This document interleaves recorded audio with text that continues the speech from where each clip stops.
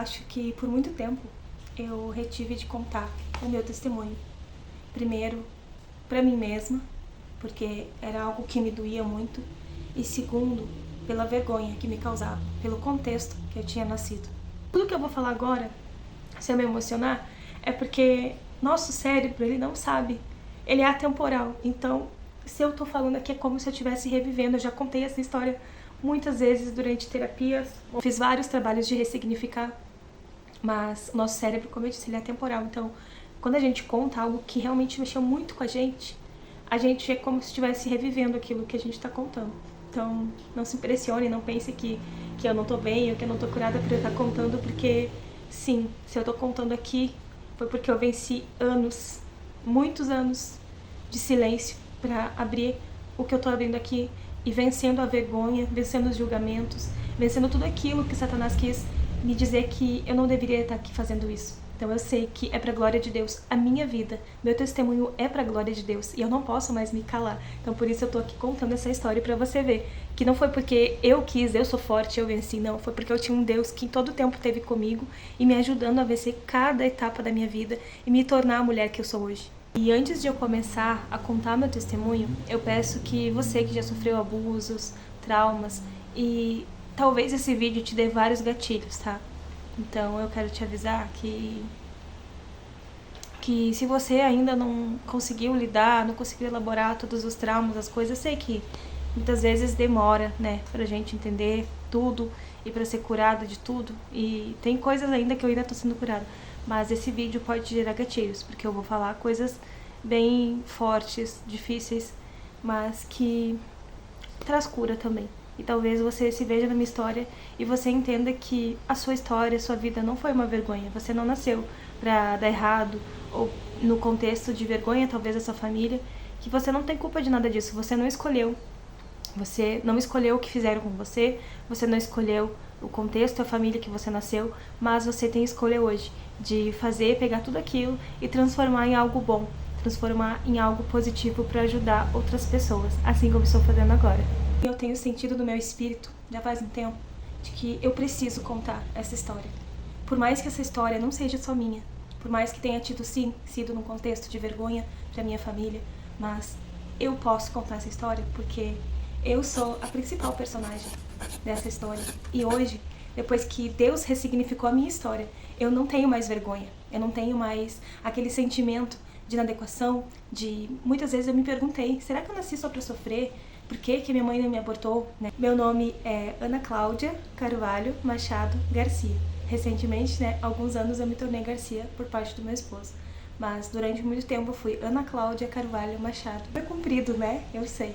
Mas antes de eu começar a gravar esse vídeo, eu ouvi do Espírito Santo, porque é grande o que eu coloquei dentro de ti. Então o meu nome condiz com aquilo que o Senhor colocou dentro de mim. Não só um nome, né? Muitas vezes quem vê é a mesma coisa das nossas histórias, da nossa vida, nosso testemunho. Meu nome é Ana. Muitos me conhecem por Ana, Ana Carvalho, e pensam que meu nome é tão pequeno, mas não é. Por trás, né, tem um nome grande.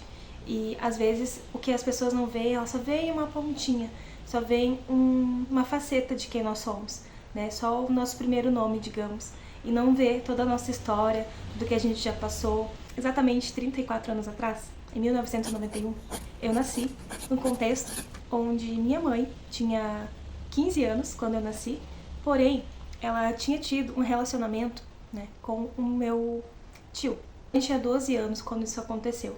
E por muito tempo, por toda a vida dela praticamente, ela levou a vergonha dessa história, ela levou o peso. Dos 12 aos 14 anos, o cunhado e a irmã moraram com eles na mesma casa, uma casa com muitos irmãos. Naquela época era normal se ter muitos filhos, então minha avó tinha muitos filhos. E a irmã mais velha, no caso da minha mãe, ela era casada, né? Não sei exatamente quantos anos ela tinha, quantos anos elas têm de diferença, mas era pouca. E eu sei que a minha mãe teve um relacionamento ali, um caso, digamos, com o meu tio, o marido da minha tia. E peraí que essa história, né, é bem comprida. Porque eu sempre disse que eu tive 3 pais e não tive nenhum. Por quê? Porque eu nunca me senti amada de verdade por um pai. E o mais próximo que eu tive de um pai, de um amor de pai, foi muitas vezes quando eu ia pro meu pai que me registrou. Então eu vou contar um pouquinho mais pra você sobre como é esse contexto, essa história, que parece uma história de novela mexicana, né? Mas não, é a minha história. E antes que muitos julguem, né? Porque muitas vezes eu não contei essa história, nunca abri meu testemunho, porque eu sei que muitas pessoas vão julgar minha mãe, mas pense, talvez você esteja me assistindo, você tem uma filha, 12 anos de idade. O que uma criança de 12... Eu tenho um filho de 11 anos que vai fazer 12 anos. O que uma criança de 12 anos sabe da vida? Muitos anos depois, né, de toda essa história, todas as coisas, a minha mãe contou algo que ela nunca contou pra ninguém. Algo muito pessoal que aconteceu aos 9 anos de idade dela. Eu não vou abrir aqui, mas que me fez entender por que ela teve tantas atitudes erradas, tantas coisas. Ela era uma criança e foi roubada a sua inocência muito cedo. 14 anos, o meu avô, ele descobriu, ele não sabia, né, não sabia do que estava acontecendo, e uma tia mais nova pegou, né, a minha mãe e esse tal meu tio. E a minha tia, na história, a minha mãe disse que a minha tia sabia dessa história e tudo, e acobertava e fingia que não sabia de nada. Mas hoje eu não culpo ninguém, eu já tive muita raiva de toda a situação, né, eu tive muitas dúvidas, e hoje, né, eu sou convertida há mais de 10 anos, e hoje, conforme eu fui acessando curas ao longo dos anos, por Deus, na minha vida, eu perdoei a todos. E eu vou contar um pouco mais em relação depois a como eu me senti e como eu me sinto em relação a tudo isso. Mas eu quero te contar primeiro o contexto da história para você entender o meu testemunho, né? Então, como eu nasci, primeiro de tudo, como eu vim ao mundo, como aconteceu toda essa história. Meu avô, ele descobriu essa história, ele quis matar esse meu tio. E a minha tia teve que ir embora, né? Para outra cidade, outro lugar lá. E o que aconteceu nesse dia? Que a minha mãe, que meu avô quis matar meu tio, deu polícia. E aí a minha mãe já tava também ficando, sei lá o que era, com o meu pai que me registrou. Então, naquele dia, meu pai foi na polícia e assinou lá como se fosse... Minha mãe tinha 14 anos ou 15, não sei, 14, porque ela me veio com 15, né? 14 anos, e aí meu pai teve que assinar, meu pai era um pouco mais velho, assinou como responsável dela, e meu avô obrigou ela a casar com meu pai. Meu pai que me registrou, né? E aí, em seguida, a minha mãe apareceu grávida, né? Engravidou, tava grávida. E se passaram os anos, todo mundo da família ficou com aquela dúvida: será que ela é filha realmente do Cláudio, que foi meu pai que me registrou? Ou será que ela é filha, né, do marido da irmã, do cunhado? Será? E ficou anos, né, aquela história assim, mal resolvida. As pessoas falavam, cochichavam. Eu fui crescendo nesse contexto de as pessoas me olharem e dizerem, cochichando, falando sobre mim, preconceito sobre mim. Imagina se eu, criança, sentir todo aquele peso, todos aqueles olhares. Imagina a minha mãe, como que ela se sentiu, né, diante de tudo aquilo, né? Então, não é fácil, é uma história, um contexto onde Satanás ele quis colocar um contexto de vergonha na minha história e me invalidar e dizer que eu não valia nada, de que eu nem sequer merecia estar aqui agora falando sobre esse testemunho, porque é vergonhoso. Mas o Senhor, ele transformou a minha vergonha em dupla honra. Então, tudo aquilo que o inimigo quis fazer, e ele quis me destruir desde o ventre da minha mãe. E ele não conseguiu. E eu sou um milagre por estar aqui, por estar falando, porque várias vezes o inimigo ele tentou contra a minha vida, de várias formas, tanto no ventre da minha mãe, depois, para que eu viesse a cometer atos contra a minha vida, e graças a Deus o temor não deixou.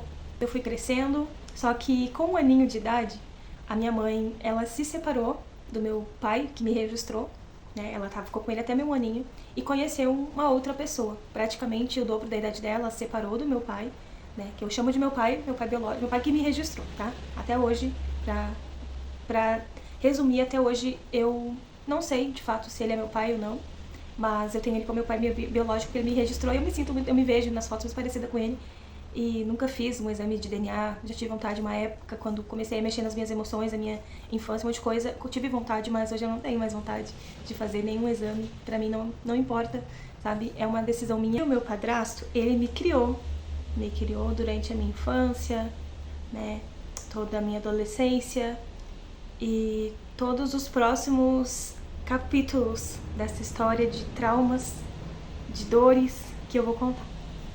Eu tenho flashes da minha história desde muito pequena. Com 2 aninhos eu lembro da minha mãe me dando banho, e eu apanhava muito porque eu fazia xixi na cama com 2 aninhos e meu pai me batia. Eu chamava ele de pai, porque era a referência que eu tinha. E desde os 2 aninhos eu lembro, né, de já sofrer abusos físicos, no sentido de apanhar. Eu lembro da nossa primeira casinha. Era uma casa de um cômodo, um pouco, não tão pequeno, mas não era grande, e um banheiro.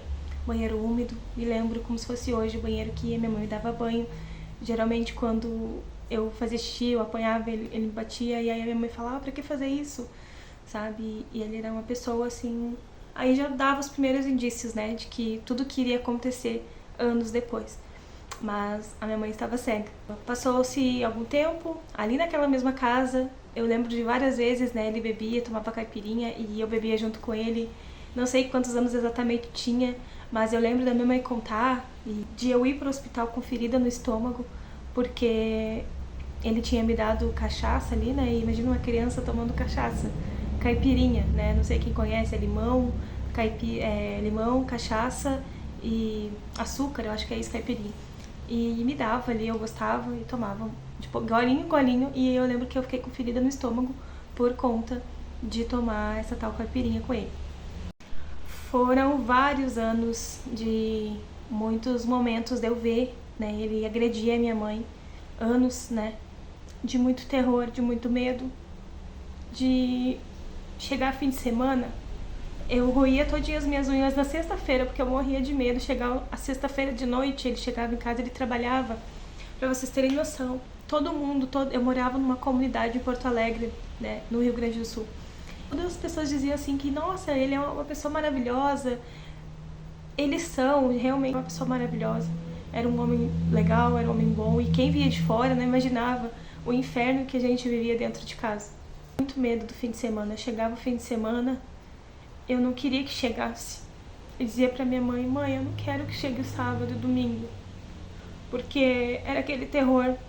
Ele bebia, ele chegava, às vezes emendava do trabalho, chegava em casa bêbado, quebrando as coisas. Nossas coisas dentro de casa era tudo quebrada. Os pratos, muitas vezes nem tinha prato direito, porque toda semana ele quebrava, daí ia lá depois, sabe? Aí daí minha mãe ficava brava, eles brigavam, ele batia na minha mãe. Eu lembro de cenas da minha mãe, assim, a minha mãe tinha o cabelo coisa mais linda, crespo, assim, sabe? E a minha mãe botando a mão assim, e sangue escorrendo, ela segurando o cabelo, e o sangue escorrendo. Eu não sei exatamente quantos anos eu tinha, mas a gente já morava na nossa última casa que a gente morou até eu ir embora. Mas eu sei que a gente teve 3 casas, essa pequena, essa segunda que a gente foi quando meu irmão nasceu. Tem um irmão, né, que já é falecido, vai fazer 3 anos, que eu falei no vídeo anterior. Mas ele tem 5 anos, tinha 5 anos e meio de diferença de mim. Então quando ele nasceu, a gente estava morando numa segunda casinha, que era um pouquinho maior do que a primeira casa, então a gente estava morando naquela casa. E ali também vivemos vários momentos de terror, dele beber, dele bater na minha mãe. E inclusive às vezes chegava em casa bêbado, pegava o meu irmãozinho, bebezinho pelas pernas, colocava de cabeça para baixo. Minha mãe pedia para ele largar, ele dava tapa na cara da minha mãe. E várias vezes, né, minha mãe, as pessoas, né, minha avó falava, sai daí, vem morar com a mãe. E a minha mãe, daí todo ano, durante vários anos da minha vida, eu tinha que me mudar. E geralmente era no final do ano. Minha mãe aguentava o ano inteiro, chegava no final do ano, ela pegava as coisas e ia embora. A gente ia morar com a minha avó. Aí minha mãe ficava um pouquinho, dava um tempo. Meu irmão era pequeno na época, ele ficava doente, com febre, saudade do pai, porque ele era muito apegado ao meu pai, né, meu padrasto. Quando eu falo agora em pai, é meu padrasto, tá? Quando eu falar em pai, que me registrou, você sabe que é o meu outro pai. Mas até então, tipo, meu pai nessa história, ele ficou um pouco, anos afastado, e eu vou contar por quê. Aí a minha mãe ia e voltava, ia e voltava, ia e voltava. E aí ele sempre fazia promessas de que ia mudar, de que ia parar de beber, e não se assumia alcoólatra, sempre dizia que ele não era alcoólatra, que ele não bebia todo dia, por isso ele não era alcoólatra, mas quando ele bebia, era um inferno na nossa vida, era um inferno dentro de casa. E passou-se muitos anos. E eu passei a minha adolescência, minha infância, com muito medo de ser abusada, de ser molestada. Eu fui molestada várias vezes pelo meu padrasto. E a minha mãe tinha muito medo que isso acontecesse, porque tinha uma história, né, do meu padrasto com a filha dele, que ele era viúvo e aconteceu algumas coisas e ele veio embora. Foi aí que ele conheceu a minha mãe. E a minha mãe, conhecendo essa história, ela tinha muito medo. Quando eu comecei a ficar mocinha, com 12 anos ali, que eu comecei a ficar mocinha e comecei a colocar corpo, eu era muito magrinha. Então eu comecei a colocar corpo, né? Conforme eu fui crescendo, o medo aumentou. Minha mãe trabalhava fora, ele também, muitas vezes, às vezes ele ficava em casa, mas eu não podia, eu tinha medo, eu morria de medo de ficar próxima dele quando ele bebia. E acontece que quando ele estava bebendo, muitas vezes, por eu ter aquele costume de beber, porque ele me acostumou também quando era criança, eu bebia com ele assim, caipirinha, e aí ele me chamava para sentar na perna dele. Eu sentava na perna dele e muitas vezes ele queria me beijar, ali bebendo, bêbado, sabe? E eu já saía de perto, eu já ficava ali com medo, e eu saía de perto. E eu morria de medo, sabe, de ele fazer alguma coisa comigo, mas era sempre, não passava disso, quando eu era criança. Quando eu fui crescendo, eu notei que ficou um pouco mais claro, assim, ficou, sabe, eu não sei exatamente a partir de quanto tempo, mas eu lembro que antes de eu menstruar, com 11 anos, eu tinha, ou acho que estava saindo meus seios, eu não me lembro exatamente, mas eu sei da idade, porque no dia que eu recebi a ligação, que o meu pai que me registrou, né, a princípio meu pai biológico, me registrou, faleceu, eu recebi a ligação e nesse dia meu padrasto estava me molestando. Então, me marcou muito esse dia. Eu sei que provavelmente antes, só que na minha memória eu apaguei muitas coisas, eu não me lembro de muitos momentos. São flashes, assim, de abuso, sabe? E onde que aparece, né, o meu pai que me registrou, a princípio, meu pai biológico nessa história. Eu lembro que eu tinha mais ou menos de uns 6 anos, mais ou menos. E um dia chegou um táxi na frente da minha casa. E eu olhei assim, pensei, quem é esse homem, né? Ele tava um pouco meio calmo, assim, de muletas. E eu fiquei olhando assim, pensei, quem é, né? E aí minha mãe sempre me disse, mas eu não sabia que dia que eu ia ver ele, se um dia sequer eu ia conhecer, ia ver meu pai, né? E aí um dia ele chegou lá em casa, e aí a mãe me disse, esse é teu pai. E ela me contou o que tinha acontecido com ele. Meu pai, ele teve coágulos de sangue na cabeça. E antes dele se separar da mãe e tudo, ele era bem, ele caminhava, tudo, né, normal.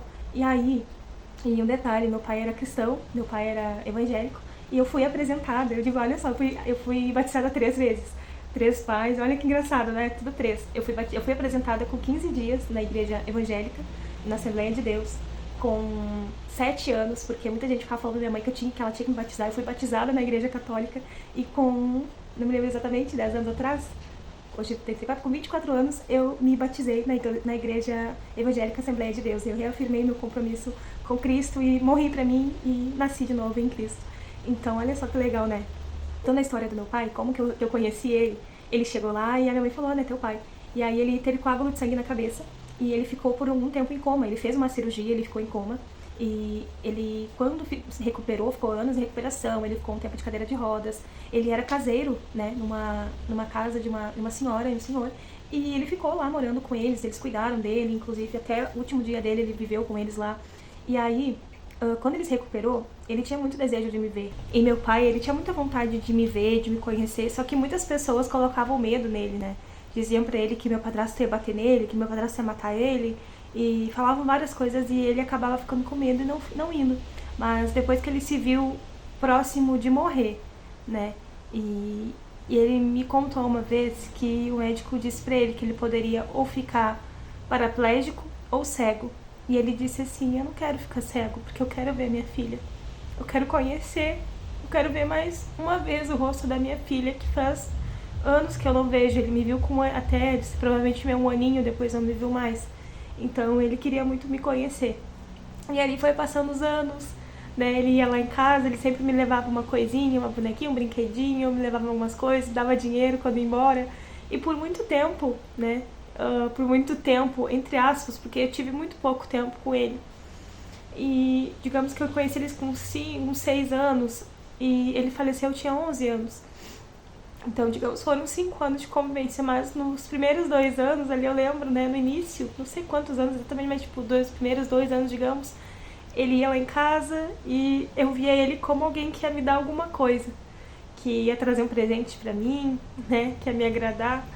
E aí, conforme foi passando, eu fui gostando dele, comecei a ir lá na casa dele, né, na casa que ele morava lá, passar minhas férias. E cada vez que eu chegava da escola, eu estudava de manhã, eu chegava da escola e olhava ali meio-dia a muleta dele na porta, encostada, e via que ele tava ali.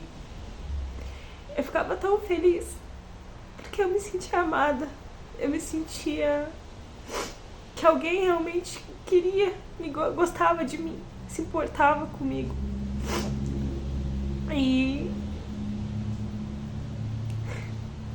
E aí eu comecei a nutrir um amor pelo meu pai ali. Foi criando nossos laços de pai e filha. E durante vários anos, né, e eu nunca contava pra ninguém o que eu vivia. Eu não contava pra ele, eu não contava pra ninguém tudo que eu vivia, sabe? Porque eu sentia que ninguém poderia me socorrer, ninguém poderia me ajudar. E eu me conformei com aquela vida que a gente levava ali com a minha mãe, com o meu padrasto. E nem as pessoas da rua, os colegas, as pessoas, ninguém sabiam, né? Ninguém nem sequer, muitas vezes, o que acontecia dentro de casa, muitas vezes ninguém sabia, mas muitos vizinhos sabiam, porque às vezes a gente tinha que dormir fora de casa, fugido, porque meu pai dizia que ia matar, ia botar fogo na casa, ia matar todo mundo, ia matar minha mãe. Então eu tinha que dormir fora às vezes, sabe? Eu lembro que uma das últimas vezes que ele me bateu, eu tinha 13, uma das últimas não, né? Mas que eu me lembro, assim, eu tinha 13 anos, a gente foi numa festa. Naquele dia, a gente foi numa festa e ele brigou lá, bebeu e caíram em cima do bolo da criança, do aniversariante. Aí eles eram todo amigo, brigaram, todo mundo bêbado, brigaram, se bateram. Uma mulher deu um soco no olho dele e ele... Nossa, foi um fiasco. E aí nisso ele me pediu o espelho pra ver o olho dele e eu com 13 anos, rebelde, né, vivendo tudo aquilo, já tava de saco cheio. Ele pegou e veio e me pediu ali o espelho e eu não vou pegar. E aí no que eu levantei pra pegar e ir até o banheiro, ele veio atrás de mim e me deu, quis me bater, eu reagi, né, quis pegar um guarda-chuva. Foi a primeira vez na minha vida que eu lembro, tinha 13 anos, que eu reagi. Primeira vez. E aí eu quis pegar um guarda-chuva, me defender, que tava no banheiro, e tacar nele. E aí nisso ele pegou e me deu um soco no meu rosto. Ele me deu um soco no meu nariz. O nariz começou a sangrar e eu saí correndo de dentro de casa. E eu gritei pra ele assim na rua, quando todo mundo vindo, fiasco, todas as pessoas na rua olhando, os vizinhos. Eu disse assim: tu merece ficar sozinho. Tu merece ficar sozinho, é isso que tu tá fazendo, olha o que tu tá fazendo com a gente. Tu merece ficar sozinho, tu vai ficar sozinho. E aí chamaram a polícia foi lá, não deu em nada. A gente nesse dia teve que dormir fora de casa. Ele chaveou a porta, não deixou a gente entrar. No outro dia, ele sempre dizia, uma adenda que ele sempre dizia pra minha mãe, porque ele fazia todas essas coisas e chegava no outro dia como se nada tivesse acontecido, e dizia pra minha mãe que não lembrava de nada, e daqui a pouco eles estavam lá rindo, brincando, tava tudo bem. Tudo bem, na outra semana era tudo de novo. E aí ele disse que ele sempre dizia que não lembrava de nada. No outro dia, quando a gente chegou em casa, ele acordou, abriu a porta pra nós, olhou bem na minha cara, me deu um tapão na minha cara, me deu um tapão e disse assim: tu nunca mais se bota em mim. Ali eu tinha 13 anos. Como quem disse, nunca mais reage, deixa eu te bater e fica quieta, assim como a tua mãe, sabe? E a minha mãe, eu sei que a minha mãe teve vários traumas na vida dela, várias questões, né, emocionais, e hoje eu entendo, hoje eu sou uma mulher, hoje eu entendo que por muitos anos a minha mãe lutou, né, com as dores dela, e ela muitas vezes se colocou naquele lugar porque ela acreditava que ela merecia aquilo, que ela merecia sofrer, que ela era uma sem vergonha, que ela era uma, né, como muitas pessoas pensam. Só de no início dessa história, talvez você, ouvindo eu falar, pensou: nossa, que sem vergonha, né? Olha só, andar com o próprio cunhado. Mas todo o contexto, pra vocês terem ideia, com 9 anos ela passou coisas terríveis que ela guardou durante mais de 40 anos, nunca contou pra ninguém. E quando eu comecei a acessar as minhas curas, ela começou a acessar essas curas também. O Senhor me acessando, Ele acessou ela. E ela pôde contar pra mim. Há uns anos atrás, eu fiquei com vontade de descobrir, sabe? De fazer um DNA e tal. Mas eu pensei assim, o que vai mudar na minha vida? Porque eu tava assim, querendo entender as minhas raízes, né? Eu tava, Senhor... Isso há 3 anos atrás eu fiquei com vontade. E aí eu comecei a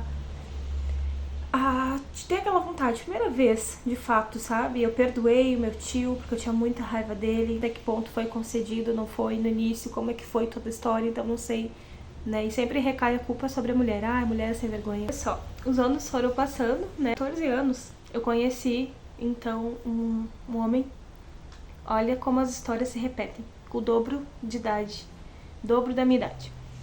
Tive um relacionamento, com 16 anos eu saí de casa, fui morar com a minha avó e me juntei com essa pessoa. Foram anos ali, foram 6 anos, mais ou menos 6, 7 anos de abuso psicológico, abuso emocional, idas e vindas. Eu tava vivendo tudo aquilo que eu julguei na minha mãe, eu comecei a viver também. Tudo aquilo que eu julguei, tudo aquilo que eu achava, dizia sempre a minha mãe: nossa, minha mãe parece uma pessoa que gosta de ser atropelada. Ela vai pro meio da rua, ela tá sofrendo, mas ela volta pra lá pra ser atropelada de novo. Como que pode? Só que eu era uma adolescente, eu tinha 16 anos. Eu imagino, eu tinha a idade da minha mãe quando se juntou com meu padrasto. E eu saí de casa nessa idade. Nunca tive paz, aquela paz, sabe? De realmente, tô bem. Era uma confusão na minha cabeça. Eu fui, pra vocês terem uma ideia, eu saí da casa da minha avó, brigada, porque minha mãe queria que eu voltasse pra morar com ela lá. Eu disse pra aquele inferno, eu não volto. Então eu vou morar com ele, eu fui embora. Naquele dia eu peguei uma sacolinha de roupa, uma sacola de roupa, até lembro até hoje, uma sacola com poucas coisas que eu tinha, porque eu não tinha nada, e fui morar, né? Fui lá morar com ele, com o cara. Porque eu tinha 16 anos, ele tinha 31 anos, ele tinha quase o dobro da minha idade. Tinha 31, eu acho. Eu acho que era isso aí, 31, 32. Sei que era quase o dobro. E aí, durante o tempo a gente ficou bem e tal, e ficou, né, nessa situação, idas e vindas. Comecei a viver, e aí eu comecei a apagar com a minha língua tudo que eu falava da minha mãe, né, que eu julgava a minha mãe. Então é aquela coisa, eu cuspi pra cima e caiu bem na minha testa. E aí eu comecei a viver muitas coisas até chegar ao ponto final, graças a Deus. Olha, eu digo assim que ali foi um ponto de eu realmente ver assim, ó, foi ruim, mas foi bom, porque chegou o ponto final de ele me agredir. E aí ali pra mim, eu vi, não, peraí, tipo, já tava destrutivo demais emocionalmente aquele relacionamento, né? Fui manipulada de várias formas, fui emocionalmente ferida, traída várias vezes. Também cometi vários erros, que não me orgulho, mas ali, naquele momento onde houve a primeira agressão, foi onde eu acordei, assim, eu tomei um baque e disse, não, peraí, tá tudo se repetindo, a história da minha mãe tá se repetindo na minha história, eu não quero isso pra mim. E aí ali eu dei um ponto final e eu decidi que eu não queria mais. Passou, assim, pouco tempo depois, acho que nem um ano, eu conheci o meu esposo. E antes de eu conhecer meu esposo, eu me envolvi com uma pessoa de religião, porque eu tava tão perdida, que eu era uma pessoa, assim, muito do místico, sabe? Eu acreditava, assim, em tarô, eu acreditava em horóscopo, eu acreditava em tudo que era coisa mística e ao mesmo tempo eu não acreditava em nada. Então, tipo assim, eu fui umas vezes numa casa por causa dessa pessoa que eu me relacionei antes, e aí eu conheci uma outra pessoa de religião, e aí me relacionei, e quando eu conheci meu esposo, que eu tô casada há 13 anos, esse cara, né, a gente tava se conhecendo, mas eu não queria namorar com ele, não queria nada sério, e eu disse, olha, acabei de sair de um relacionamento, não quero me envolver em outro, né? Então, eu não queria, até porque eu também não sentia nada por ele, não sentia atração física, não sentia nada. E aí, quando eu conheci o meu esposo, a gente se conheceu, ele era primo de uma ex-colega minha, e aí eu conheci ele no Facebook, convidei ele, começamos a conversar. E no que a gente começou a conversar, a gente começou a se conhecer e tal, mas ele sempre se fazendo, era muito difícil e tal. E aí eu tava conversando com ele, uma boa assim, e eu tinha terminado com esse outro, né, nem cheguei a namorar com ele, mas eu disse, olha, eu não quero mais e tal. E aí um dia ele me ligou, e eu já tinha terminado, e eu disse assim pra ele, não sei o que aconteceu, eu disse, não quero mais, não quero não ficar mais contigo e tal. E aí eu falei assim, dele assim, mas por que? Ele disse, tem outra pessoa. Ele disse, mas tu não disse que tu não queria namorar? Aí eu falei, bem curta e grossa, né, eu disse assim, não quero namorar contigo. E aí ele ficou, tipo assim, silêncio, sabe? Deu uns dias, eu e meu esposo, a gente se conheceu dia 25 de março, né, de 13 anos atrás, né? De 2012. De 2012, 25 de março de 2012. E aí, deu em abril, foi Páscoa. E esse cara me mandou, a gente já tinha terminado e tal, e eu tava conhecendo meu marido. E aí a gente tava ficando e tudo. E aí ele mandou uma cesta enorme de Páscoa pra mim. E aí, quando a minha mãe viu aquilo, ela disse, mãe, Ana, tem alguma coisa aqui, tem um batuque, eu acho. Ana, mãe. Eu falei, mãe, capaz, mãe, que tem coisa aqui, eu não acredito. Mesmo sabendo que ele era de religião, né? Ele incorporava e tudo, né? E aí eu peguei e falei, não quero, capaz. Ele comia as coisas. Tinham 2 ursinhos. Um ursinho com coração e outro ursinho e o coração separado. E aí eu guardei aquilo ali, fiquei com pena, e tocava musiquinha, tirava um minutinho e guardei. Nisso que eu guardei, meu marido começou a se afastar de mim. de um jeito que a gente ficou quase um mês separados. E um dia eu botei fogo, disse assim, não, vou botar fogo. Peguei, achei cartas, rolo, coisa, tudo que eu tinha feito lá no meu primeiro relacionamento, peguei e botei tudo fora. Peguei, botei tudo fora, botei ali num bolinho, botei os ursinhos, botei tudo, as coisas eu tinha comido, né? Não tinha como, mas o que eu tinha ali, que eu podia botar fogo, eu botei tudo fogo. Assim, ó, sem mentira nenhuma, deu uns 2, 3 dias. Eu tinha até apagado do meu contato o telefone do meu marido, porque eu mandava mensagem, ele me ignorava, ficou um tempo assim, eu tipo, bah, o que tá acontecendo, né? Porque a gente tava se vendo todos os dias. A gente tava assim, tava algo assim, super diferente, nunca tinha acontecido na minha vida, algo daquele jeito. E aí, nisso, eu botei fogo nesse negócio, e ele se afastou, recebi esse negócio do embatucado, que nem eu falo, que eu não acreditava. E aí, nisso, ele pegou e me mandou uma mensagem. Oi. Oi, só assim. E eu pensei, será que eu respondo? Não respondo, só que fazia um mês que a gente não se falava, fazia um mês que a gente não se via, e na última ligação eu tinha ficado brava com ele, tinha botado a boca nele e disse, chega, não vou mais te procurar. E aí, deu que eu botei fogo, ele me manda essa mensagem. E aí a gente se falou, se encontrou e voltou. E naquele dia ele disse que ele não parava de pensar em mim, que sentiu minha falta e queria ficar comigo e me pediu em namoro. Aí tipo, começou a namorar e estamos até hoje, 13 anos juntos. E tudo que eu pedi, né, um adendo aqui, quando eu era criança, as pessoas me falavam bem assim, tu quer casar? Ana, tu quer casar? Eu dizia não. Não quero, sabe por quê? Porque eu quero ter paz. E eu atribuía o casamento à falta de paz. E durante algum tempo da minha vida, realmente, se juntar com alguém, né, eu não cheguei a casar naquela época no civil, graças a Deus. Não tive filhos desse primeiro relacionamento, graças a Deus. E o Senhor não permitiu. E hoje, né, eu tenho 2 filhos, pra glória de Deus, o Diogo e o Samuel. E hoje eu tenho paz. E hoje eu entendo que eu não queria casar, porque era aquele inferno que eu vivi. E eu não queria viver aquilo. Só que o Senhor ressignificou tudo na minha vida. Ele me colocou, né, no lugar de dupla honra no meu relacionamento. Eu comecei a namorar meu marido e meu sogro logo descobriu um câncer de esôfago. Eu cuidei do meu sogro durante 1 ano. Quando meu sogro estava doente, eu engravidei, tive meu primeiro filho. Meu sogro faleceu e 4 dias depois o Diogo nasceu.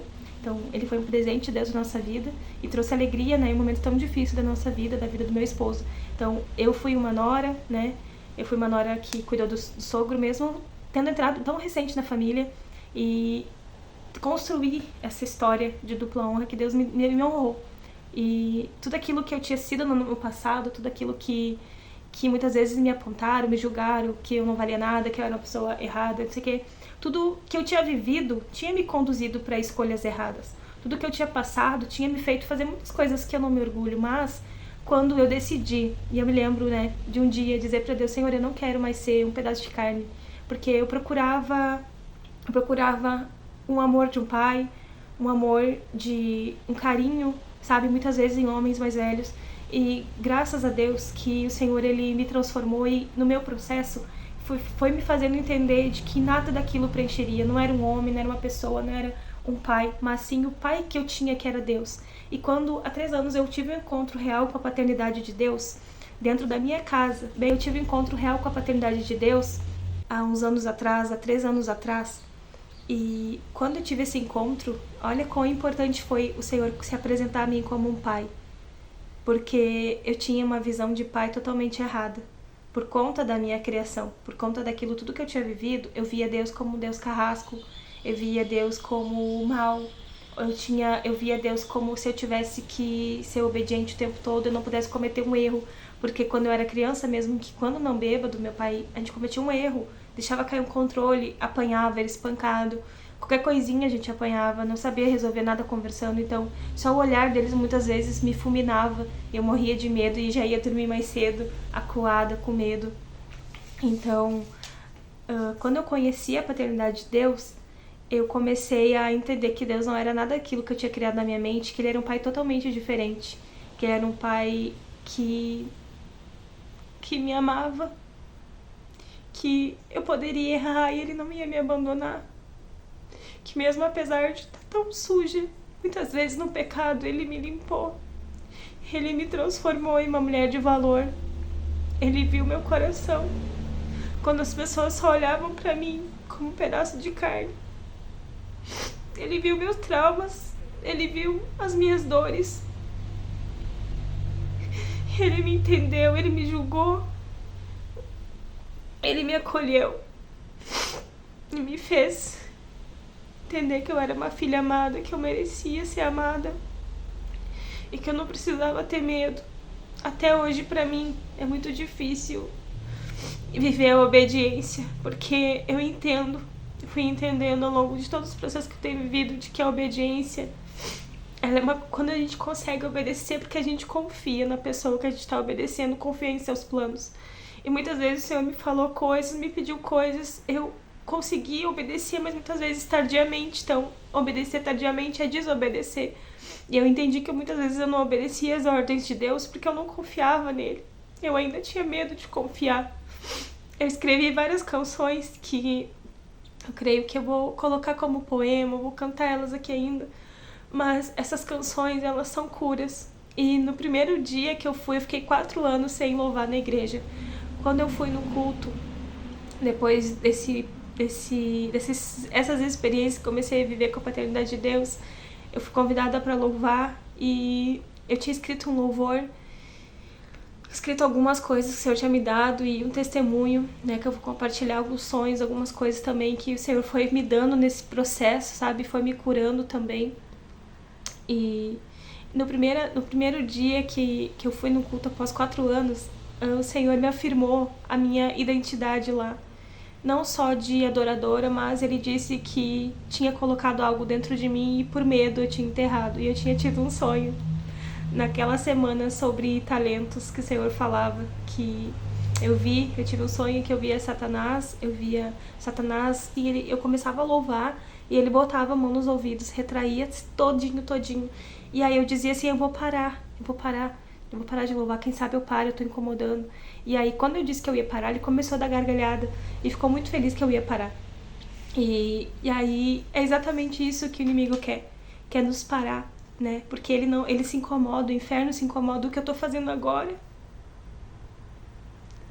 tá movimentando o céu e tá incomodando o inferno, porque eu tô rompendo uma grande barreira dentro de mim, de contar esse testemunho que não é, quero deixar claro aqui, não é mais vergonha, é pra glória de Deus.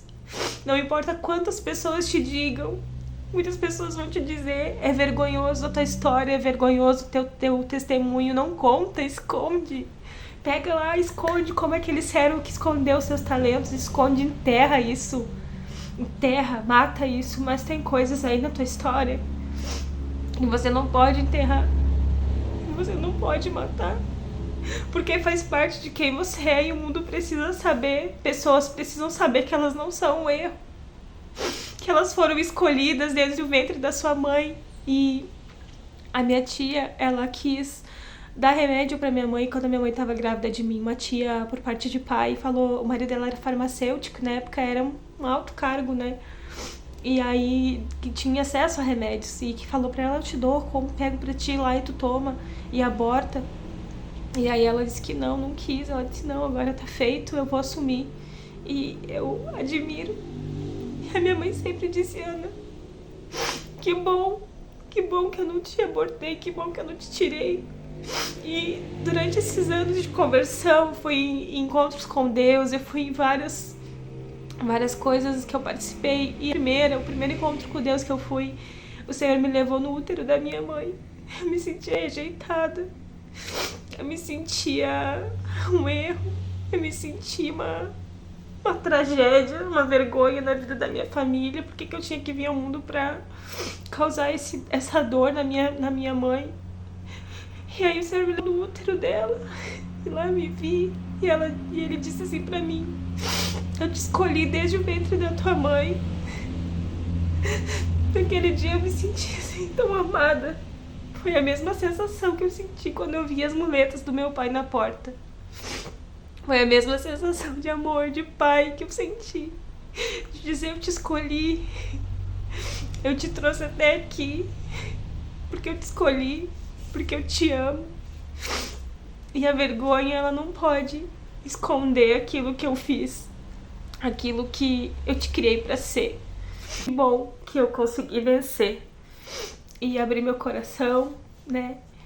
E falar aqui meu testemunho e dizer que eu não sou, né, o meu passado, eu não sou aquilo que fizeram comigo, Eu não sou os traumas, eu não sou as dores que eu senti, os medos, não sou nada disso.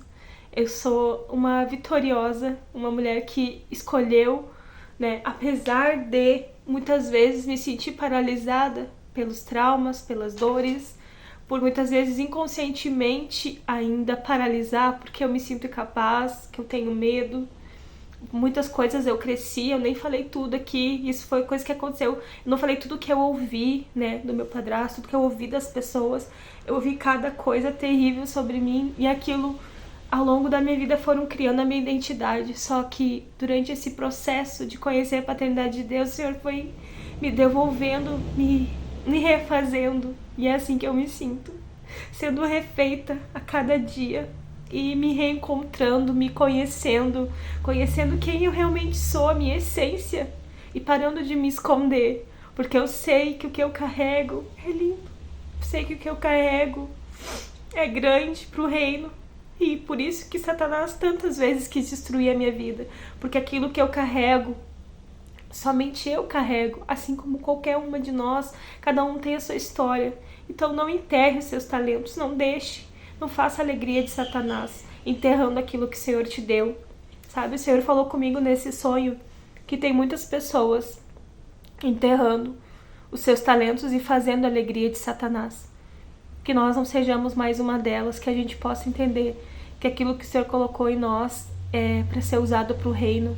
A nossa história, por mais que tenha sido de traumas, de dores, de sofrimento, nós não somos aquilo que fizeram conosco. A gente é vitoriosa, a gente é escolhida, a gente é amada, a gente é tudo aquilo que o Senhor diz que nós somos. Então, tudo aquilo que não nos matou, nos fortaleceu e nos trouxe até aqui.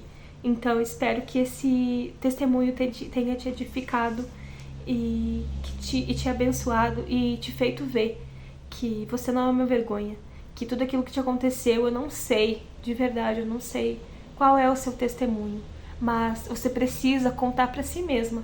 Talvez grave para você mesma se ouvir, para você mesma olhar e pontuar quantas coisas você venceu. Olha como você é vencedora, olha como você é guerreira. Muitas vezes eu me olhei como uma fracassada, como uma desistente, como uma vergonha, como um monte de coisa que eu não sou, que eu não era. Simplesmente porque me disseram muitas vezes que eu era, eu acreditei, mas hoje não mais. Cada vez eu trago a memória, a palavra de Deus fala, traga a memória o que me traz esperança. Eu quero trazer à memória o que me traz esperança. Então o que me traz esperança é aquilo que Deus diz sobre mim, que eu sou amada, que eu sou escolhida, que eu sou abençoada. E na palavra diz, Ele nos escolheu desde o ventre da nossa mãe. Antes que nos formaste, Ele já tinha nos escolhido. Eu até escrevi um louvor lindo sobre Agora Eu Tenho um Pai, e Salmo 139 que fala que Ele nos vê, que Ele nos formaste de forma assombrosa e maravilhosamente. É assim que o Senhor te criou, mesmo que talvez você veja apenas como dor e um contexto de vergonha, de muitas coisas ruins que aconteceram na sua família. Eu tenho certeza, não somente eu nasci em contextos assim, tantas outras milhares de mulheres talvez nasceram em contextos assim e que têm vergonha de contar para si próprias o seu próprio testemunho, por causa do julgamento, por causa muitas vezes do que os outros vão pensar. Mas eu quero que você saiba que quando você estiver pronta, você vai conseguir falar.